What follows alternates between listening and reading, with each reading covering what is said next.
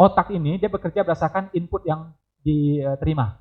Jadi kalau dia nggak pernah lihat, nggak pernah sentuh, sulit tercapainya, kecuali surga. Ya. Nah, tapi kalau dia dengar, dia lihat, dia sentuh, dia hirup. Nah, otak ini kalau suka dia pengen ngulang terus dia, memudahkan akhirnya tercapai. Oke, kita lihat yang pertama ya. Ini bagaimana impian kita ya jadi sesuatu yang powerful ya, make it happen beneran, terjadi beneran, cepat beneran. Yang pertama, secara spiritual pastikan beres. Artinya apa? Impian kita ini diridhoi sama Allah gitu. Kita pengen mobil buat gaya-gayaan, itu Allah nggak ridho tuh. Tapi kalau untuk memudahkan urusan, membuat nyaman keluarga, nah itu bagus. Ya, jadi kita beli mobil mahal itu jadi ibadah gitu loh. 800 juta, 1 miliar jadi ibadah. Karena apa? Ini buat orang tua, buat mertua. Masa mobilnya kecil, ya? Masa mobilnya second, ya kan? Nah, masa motor Cina kan nggak cocok. Second lagi ya, nah nggak cocok. Cari yang terbaik. Kalau Nabi itu ontanya onta terbaik, Al-Qaswa. Kalau zaman sekarang tuh minimal tuh kayak Pajero lah, Pajero Fortuner gitu, CRV. Nggak main tuh mobil-mobil yang mereknya apa, yang nama-nama binatang itu nggak main ya. Kan ada tuh ya nama-nama binatang gitu ya, kancil, kuda, kijang, macam-macam semuanya. Jadi kalau buka garasi itu rasa masuk kebun binatang gitu loh ya. Kalau mau cari hewan tuh yang keren, jaguar gitu ya. Nah, itu kalau kijang tuh dimakan sama jaguar itu ya. Gak usah tersinggung, diganti aja ya, diganti aja. Apa tersinggung coba? Kalau Anda niat untuk ganti, saya bantu aminkan, amin gitu. Ya, beneran. Ini ya kalau kita ngomong dalam Islam ya, nanti baca buku Fikih Ekonomi Umar. Ya, ingat ya, Fikih Ekonomi Umar. Yang nulis Dr. Jaribah, Doktor S3. Jadi Umar tuh ilmunya dahsyat banget, ngajarkan ilmu properti, ngajarkan ilmu emas, ngajarkan ilmu investasi, ilmu perdagangan. Itu Umar tuh, makanya fikih ekonomi itu banyak dihadirkan oleh Umar, bukan Abu Bakar. Ya, jadi bukan Abu Bakar yang kurang, Abu Bakar pemantapan. Makanya dinar itu di Umar, investasi di Umar. Nah Umar ngajarkan bukan sekedar ilmu properti, tapi apa? Ilmu developer. Baca bukunya itu, Masya Allah. Sampai Umar tuh bilang jalan paling kecil ya, kalau dikonversi zaman sekarang itu jalan paling kecil untuk bangun perumahan 3,5 meter. Itu Umar yang ngomong. Jadi Umar udah berpikir 1000 tahun ke depan. Kalau zaman dulu ontak 1 meter mah cukup. Tapi ini buat seluruh Indonesia, seluruh dunia, sampai Amerika, New Zealand semuanya dipikirin tuh. Ya, akan maju teknologi, mungkin perlu kendaraan yang besar, jalan paling kecil 3,5 meter. Menurut itu buku itu. Ya, menurut Umar. Jadi teman-teman yang tinggalnya masih di gang, nah itu kurang Islami itu ya. Ganti aja udah ya. Ini kata Umar, bukan kata saya. Dan mohon maaf saya bilang, ternyata kalau Anda keluar dari Indonesia, tidak ada yang namanya gang itu. Anda pergi ke Malaysia, Anda pergi ke Brunei, tidak ada gang. Anda pergi ke Australia, Anda pergi ke New Zealand, ke Jepang, ke Amerika, tidak ada gang. Gang itu tidak Islami, tidak manusiawi. Mobil kebakaran nggak bisa masuk, tamu Anda nggak bisa masuk. Dia parkir di ujung sana tuh, terus jalan kaki ke rumah Anda, coba itu. Ya, saya ngomong semua itu pakai dasar, kalau nggak jadi dosa jariah nih. Ya, ini Ramadan nggak sembarangan ngomong ini. Fikih Ekonomi Umar, baca seperti itu. Dan kita lihat komparasinya, itu kan menurut hukum Islam. Yang lain gimana? Ternyata negara maju manapun, apapun agamanya, sama, tidak ada gang. Dianggap tidak manusiawi itu. Ya. Pergi ke Malaysia, saya 4 tahun di Malaysia, nggak ada. Saya keliling Brunei, sekian hari saya keliling Brunei, nggak ada gang di sana. Saya pergi ke depan, antar kota saya pergi, nggak ada gang. Ke Amerika kemana-mana, tidak ada gang. Indonesia gang di mana-mana. Ya. Jadi kalau masih di gang, udah pindah aja ya, amin. Dan hadisnya mengatakan ya, surgaku rumahku, betul? Rumahku surgaku, betul? Baiti janati, rumahku surgaku. Rumah beneran, bukan kos-kosan. Ya, jadi ganti aja. Ya. Yang masih kos-kosan ganti aja. Enggak ada kos-kosan surgaku, enggak ada hadisnya. Saya belum pernah baca.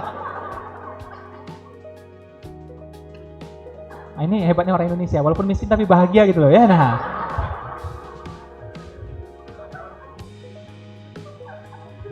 jadi yang pertama, kita punya impian itu Allah ridho, ya.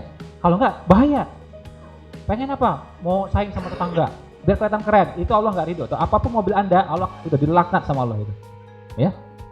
Ngeri. Jadi semakin kita pakai, semakin kita nabung beli itu mobil, dosa aja semuanya itu. Ngapain? Gitu. Spiritual, Allah ridho. 1. Oke. Contoh ekstrimnya gini, Anda sakit, Anda berobat, ya. Anda pergi ke dukun, pakai jin, bisa sembuh nggak? Bisa sembuh. Tapi ada nggak ridho Allah di sana? Tidak ada. Sama sembuhnya, tahu nggak? Sama sembuhnya, tapi ridho Allahnya nggak ada. Ya, itu bedanya. Oke? Terus massive, artinya apa? Kalau punya impian itu melibatkan orang banyak. Saya bangun kampus, ya, kampus Umar Usman. Nggak sampai setahun tuh kampus sudah berdiri. Kenapa bisa cepat? Karena saya melibatkan orang banyak. Alumni diajak, ya, peserta seminar diajak, oke, follower diajak. Nah, nggak sampai setahun uangnya terkumpul. Berdiri itu kampus.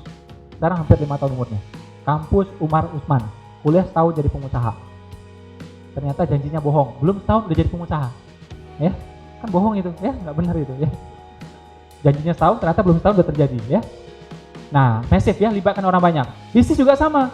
Kalau kita jual sendiri capek. Pakai apa? Pakai reseller, pakai distributorship, ya, pakai resellership, ya, pakai partnership.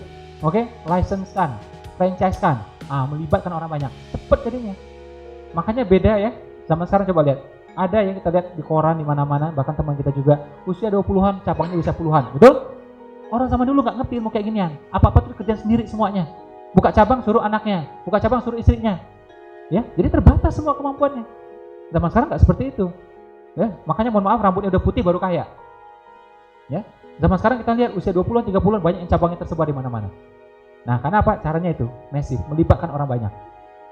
Ya, belum lagi kita belajar tentang sharing ekonomi ya. Wah, itu lebih banyak lagi orang itu yang terlibat. Dan orangnya kadang-kadang nggak ngerti satu sama lain.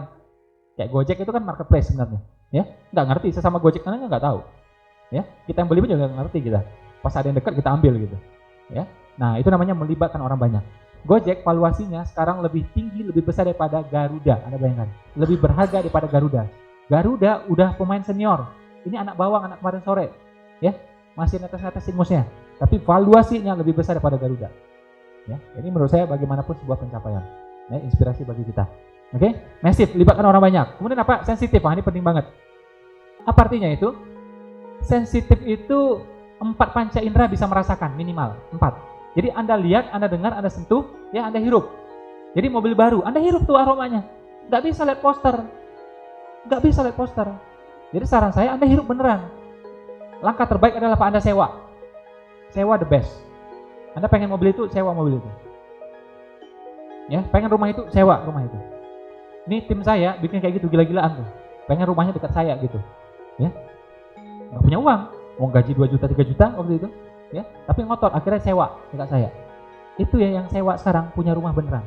Memang tidak tepat di saya, tapi 5 menit dari kompleks saya, rumahnya seharga dengan saya sekarang. Banyak ya, 2 orang tercapai sudah. Ya, mantan tim saya beneran. 3 orang bahkan. Bahkan 1 orang punya kolam renang di rumah. Saya aja nggak punya, dia punya coba. Dia mau menerapkan hadis, ajari anakmu berenang. Nah itu. Jadi ajari anakmu berenang, berarti ya punya sendiri kan, ajari kan anak kita kan, gitu. Nah jadi kolam renangnya ada di rumah.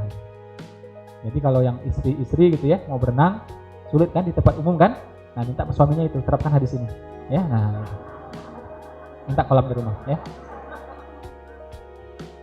Jadi punya kolam renang di rumah pun bisa sunnah, kan? Bisa sunnah, tergantung niatnya. Bahkan jalan-jalan pun ya, ini kata Ustaz Adi Hidayat, bisa itu bagian dari sunnah juga. Beliau ngomong, rislah itu bagian dari sunnah bisa. Kalau Anda niatnya benar, caranya benar. Karena ayatnya di Al-Quran mengatakan, adakanlah perjalanan. Al-Quran kalau ngomong kalimat perintah, itu artinya perintah beneran. Bukan sekedar himbauan, bukan. Perintah beneran. Nah Al-Quran bilang, adakanlah perjalanan. Jadi perjalanan pun, kalau niatnya benar, ya, nah itu bisa jadinya ibadah. Kadang-kadang orang nggak ngerti ilmunya, bilang, wah itu buang-buang biaya, buang-buang duit. Dia uangnya mepet soalnya. Ya. Orang udah beres masalah kayak gituan. Memang ada budgetnya, dia jalan-jalan. Dan jalan-jalannya bukan sia-sia gitu. Saya ke Amerika 2 kali. Apakah sia-sia di sana? Insya Allah enggak. Kita diundang sama ICMI. Kita mau bikin Islamic Center terbesar. Alhamdulillah udah terbangun tuh. Gitu. Nah jadi walaupun jalannya ke Amerika pun insya Allah mudah-mudahan jadi kebaikan. Mudah-mudahan. Ya. Kayak ini bagus nih ceritanya. Waktu jadi orang-orang Amerika, Islam, Indonesia itu ngumpul di Las Vegas waktu itu. Sengaja dicari kotanya Las Vegas biar jadi siar beneran. Tanggunglah bikin di kota yang lain. Las Vegas aja beneran. Kota judi terbesar sedunia kan. Bikin di sana. Itu 1.000 orang ngumpul di sana. Rapi, bagus gitu. Itu yang Masya Allah luar biasa. Akhirnya punya hotel nyamperin panitia. Ini true story. Ya true story. Dia bilang apa? Tahun depan bikin acara di sini aja.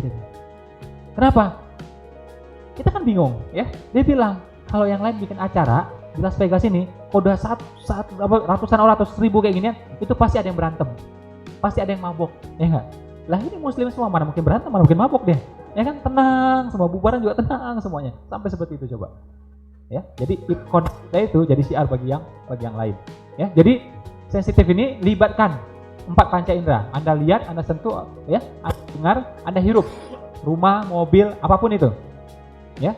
Jadi misalnya Anda pengen masuk sebuah kampus di Australia, datang itu kampus dari sekarang. Anda lihat langsung di sana. Anda sentuh, Anda pegang.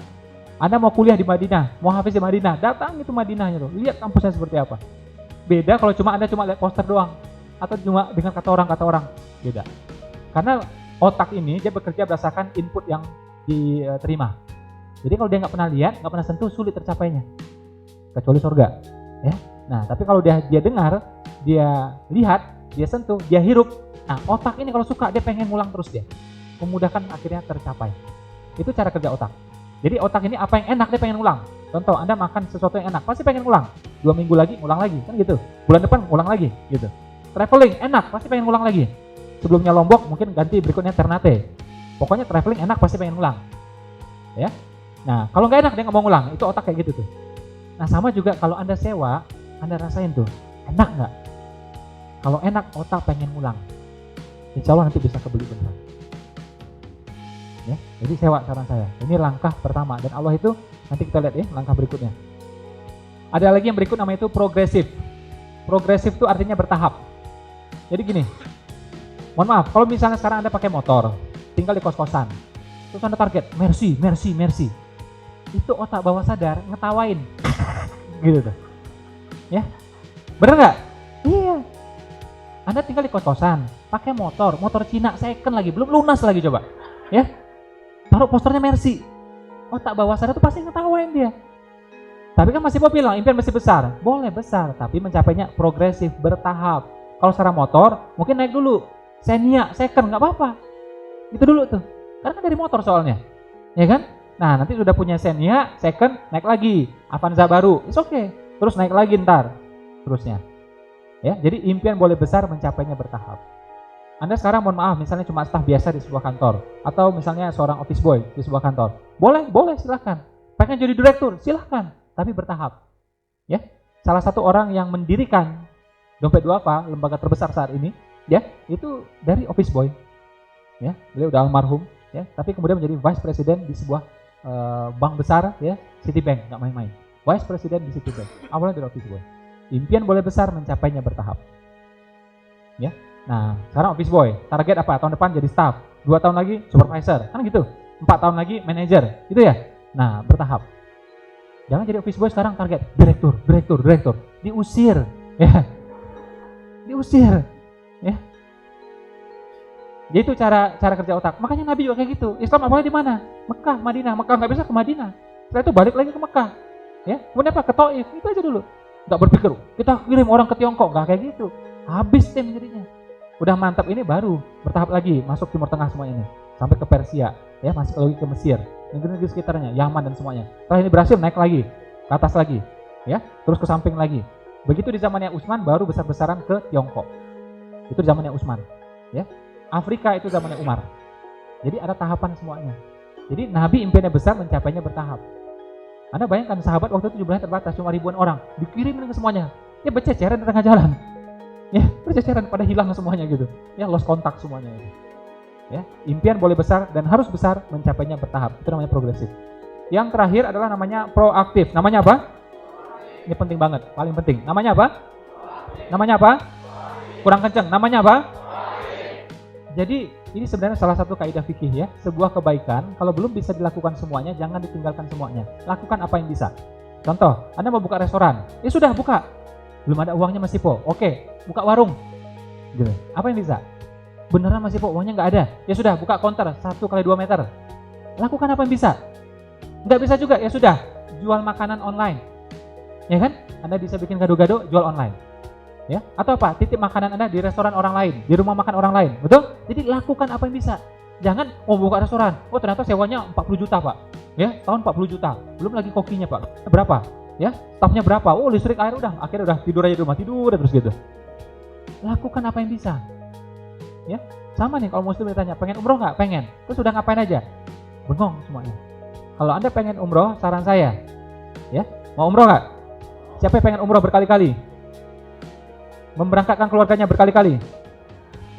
Saya akan kasih tipsnya. Ini Ramadan, nggak main-main. Tapi Anda mesti sungguh-sungguh menerapkan. Pengalaman alumni ya, menerapkan itu nggak sampai 2 tahun berangkat. Rata-rata 6 bulan. Ya. Tapi maksimum 2 tahun. Ya. Kalau 6 bulan itu adalah rata-ratanya. Pengen tahu? Pengen tahu? Janji mau praktek? Oke, coba berdiri. Siapa yang janji mau praktek? Siapa yang tahu dulu? Kalau nggak percuma aja saya ngomong. Bulan puasa capek ngomong, tau nggak? Oke. Ya, saya doakan siapa yang berdiri ini mudah-mudahan berumrah segera. Amin. Ya, bersama keluarganya berkali-kali bahkan memberangkatkan juga. Oke, silahkan duduk. Saya akan sampaikan. Jadi pertama, ya, lakukan apa yang Anda bisa lakukan. Mungkin 25 juta nggak ada, belum ada. It's okay. Apa yang ada? Masa 4 juta nggak ada? Masa 3 juta nggak ada? Bener nggak? Ini yang saya lakukan dulu beneran. Jadi berapa yang ada itu saya masukkan ke rekening bank. Ya, dulu waktu itu di tempat saya belum ada bank syariah gitu ya, belum terkenal. Jadi saya bilang sama bank itu, bank biasa, saya mau taruh rekening uang di sini, di rekening ini, ya tolong jangan dikasih bunga. Saya gituin aja, karena nggak ngerti dulu, ya. Udah uangnya kayak ini aja udah. Niat saya ini untuk ke tanah suci. Jumlahnya jelas nggak cukup, tapi Allah menilai ikhtiar kita, the best effort itu. Ya. Terus apa lagi? Tiap bulan saya rutinin. Ya, tiap bulan saya rutinin. Jadi saran saya, mulai hari Senin, ya, Anda ke bank. Oke, atau Anda boleh juga ke Pegadaian ya, Anda boleh juga nabung emas ya, bukan cicil emas. Ya, nabung emas ada di sana. Jadi seberapa yang kita punya kita beli emas gitu, bukan cicil emas. Ya. Nah, atau boleh ke bank ya. Jadi memang harus yang di luar dari rumah Anda, jangan di rumah Anda. Kalau di rumah Anda nggak nabung namanya itu, ya. Anda mungkin hemat, istri kan belum tentu ya. Istri Anda nggak ikut seminar ya. Nah, nanti gaib uangnya gitu ya. Nah, jadi ya, pertama Anda jebretin berapa duit yang ada, ya 500 ribu dah nggak apa-apa, tiap bulan rutinkan 100 ribu kah 200 ribu, karena Allah tuh menilai ikhtiarnya. Kalau menurut matematika 2 tahun nggak cukup nih uang, mana cukup ya. Nah tapi Allah menilai ikhtiar itu, the best effort you can get, ya, the best effort you can get. Terus apa lagi? Anda bikin paspor, bikin apa? Ini mau ke Mekah bukan Madiun, oke? Pakai paspor, ya. Bikin paspor. Jadi hari Senin atau hari Selasa Anda pergi ke imigrasi. Syarat pertama dari saya tadi, jangan tunda, jangan tanya. Semakin Anda tunda, fadilahnya akan turun ya. Makin lama Anda berangkatnya. Jangan tunda, jangan tanya. Ya. Ilmu apa aja selagi bagus ya.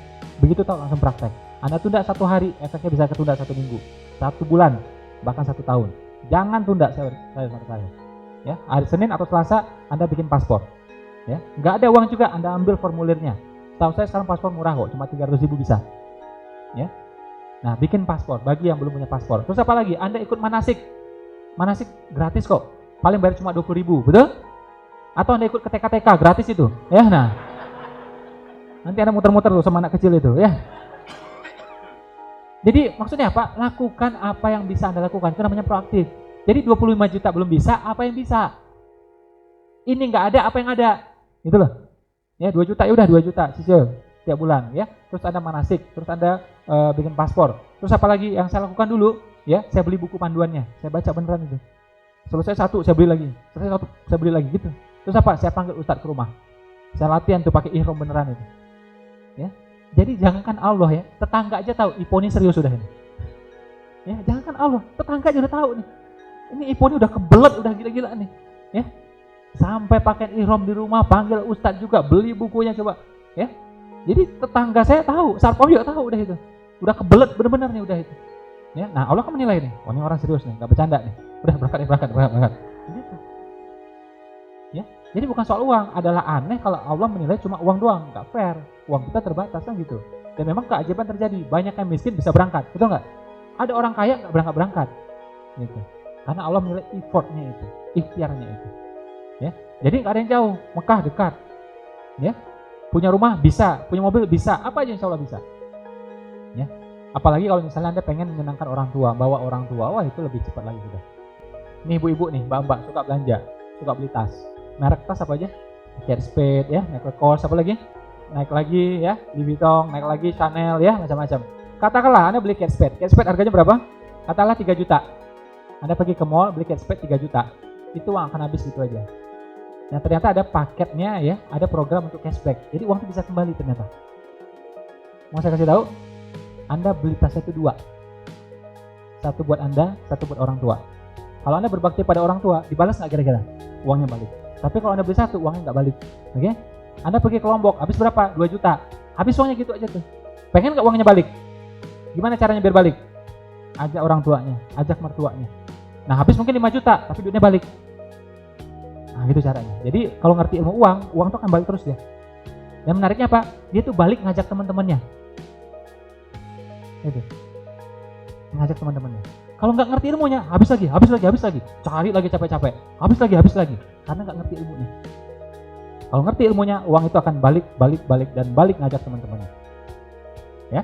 Nah, ini dia 5 ini. Spiritual, nesif, sensitif, progresif, dan proaktif. Insya Allah tercapai. Apapun impian Anda. Sip.